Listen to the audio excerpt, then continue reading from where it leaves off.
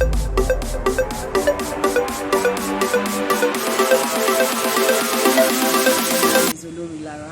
today I'll be talking about how to start Okrika business. This Okrika business that I'm talking about actually involves buying and selling of all these fairly used second-hand clothes, shoes and bags, and the rest of them. This Okrika business has actually gained a lot of market attention because an average Nigerian person fall within the low income earner or the medium income earner, and it is believed that all these Okrika materials are actually of high quality and they have great colors. These are the reason why a lot of people actually prefer to get those materials compared to our locally made materials and the rest of them. This Okrika business that I'm talking about is actually a kind of business that a lot of women really love to go into, but the fear of unknown, the fear of not getting duped, the fear of not buying the bad ones, the fear of getting a good supplier, and the rest of them are actually the reason why a lot of women have found it difficult to start this business. But today I'll be talking about little things and clues that will encourage us if actually we want to do this business that we're talking about. The thing is that this business that I'm talking about have different sizes. When it comes to clothing, it have different sizes. We have the 50 kg, which is actually the smallest of all the bales. Then we have 55 kg, then we have the 100 kg, and we have different categories of them. We have children, we have a children mix, we have skirts, we have blouse, joggers, polo, gown, pin down, overall, cotton, towel, underwear, pop socks, trousers, and the rest of them. Different kind of clothing material that you can talk about, you can actually see them in this Okrika. And we have other household items too, like the kitchen utensils. We have electronics that are all those ones, they call them tokumbo. They are also fairly used things, materials that we're talking about. But today I'm talking about majorly on the cloth business, the Okrika business of clothing. So we have different types of clothing, so you should know the particular one that you want to go into. So by talking about this business, I will tell us the steps that we can actually follow in order to do this business and make a huge profit. So number one is that you have to learn the trade. No matter how small, you have to learn the trade. Just like any other kind of business that we want to venture into, they all have their own kind of secrets that is pertain to the business. That is only the people that have been into the business that can actually tell you about the secrets in that kind of business. So the thing is that if you want to go into this Okrika business, you have to learn, no matter how small, even if it is a month or 2 months. You have to learn, because even after learning from someone, by the time you start, you will still be learning through the business. So the thing is that you have to learn. And how do you learn? You meet the people that have been in the business. You can stay with them for a particular period of time. You see the way they are buying, you see the way they are selling, you see the way they are pricing the goods, and the rest of them. And if you want to venture into it without learning the trade, like if you don't see someone that you can actually learn the trade from, it's something that you can start on your own. But the thing is that gradually as you move, you will be seeing some things, you'll be learning some things that will help you to make more gains. So why you want to start newly without learning from anyone, all you have to do is just to meet the people that are already selling. Buy in pieces. Don't buy in bulk. Don't buy the bale. What is the bale? Some people don't even know the bale that we're talking about. Bale is actually the combination of clothing packaged into one. Like if you're talking of trousers now, we see a lot of trousers in different colors bagged in one bale. When we're talking about children, children are always mixed. That's why they call it children mix. When it comes to children, we have both male and female wears. You say the top, trouser, pin down, overall, skirt, all those children, all kind of children wears are based in one sack, in one bale. Other kinds like ladies top, if it's ladies top, it's purely ladies top. If it's trouser, it's purely trouser.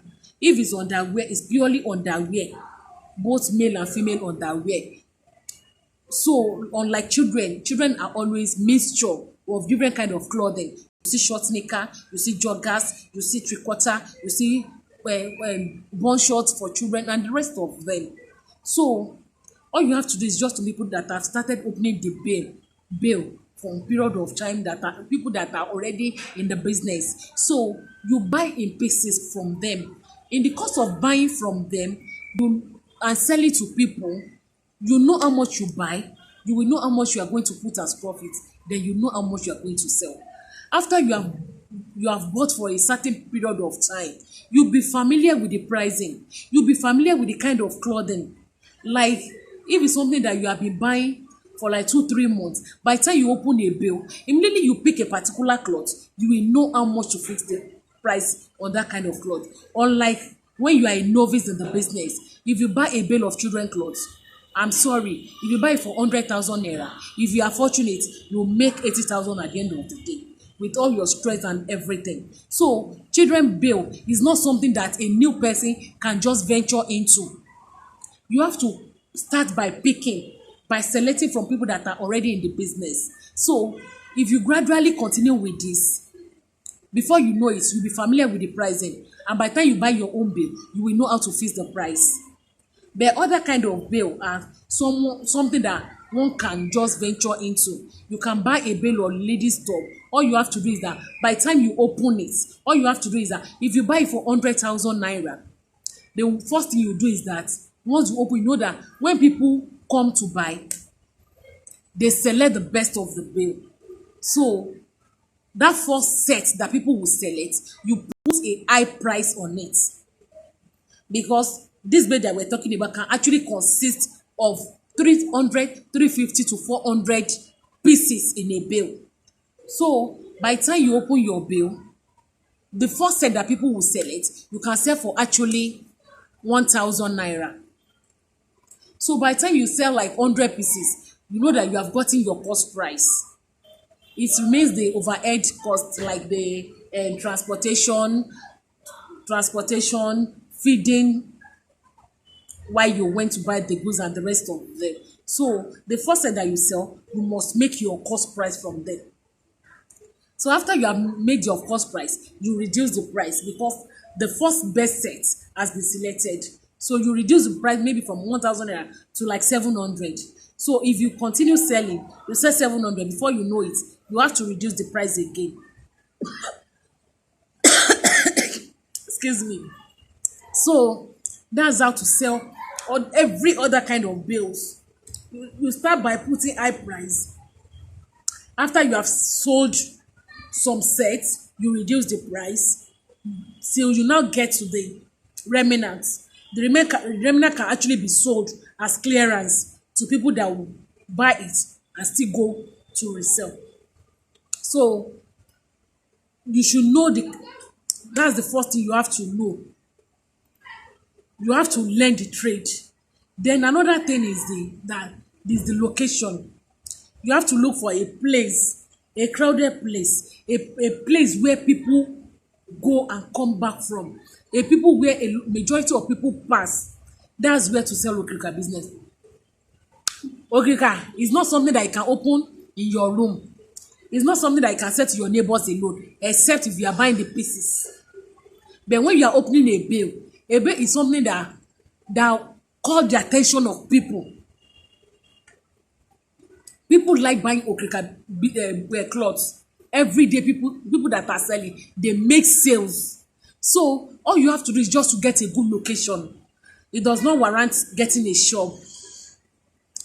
You can stay on your streets. All you have to do is just to make sure that people are passing, people are going to and fro. That's when you'll be able to sell very well and call attention of people. Another thing that you have to do is that you have to choose a category, the particular type that you want to sell. If it's children that you want to base on, you have to solely base on children, because if you base on a particular category, is to make people to continue coming to your place for that kind of material. If you are selling children, people will know you for children clothing, and anytime they want to buy or they see people that want to buy, they bring them to your place. Unlike when you sell children today, tomorrow you sell adult, next tomorrow you sell trouser, next tomorrow you sell for female, you sell for male. If you are changing, the people that have bought children from you, when they come and they didn't see children, they might not come again. So you have to choose a category that you want to base on. If it's children, based on children. Sell everything children. If you want to sell ladies top, make sure that it's only ladies top that you're selling, and you will see a lot of ladies coming to your store to sell. You don't need to get a shop. You can just look for a location, get an umbrella, stay there, and you see ladies coming. All you have to do is just to get clean crimson bales. So you see ladies coming, they will come, they will buy, they will still bring their friends to come and buy. So you have to get a good location. You have to know the category that you want to base on. Another thing is that you have to know where to buy. You have to know a good vendor that you can buy from.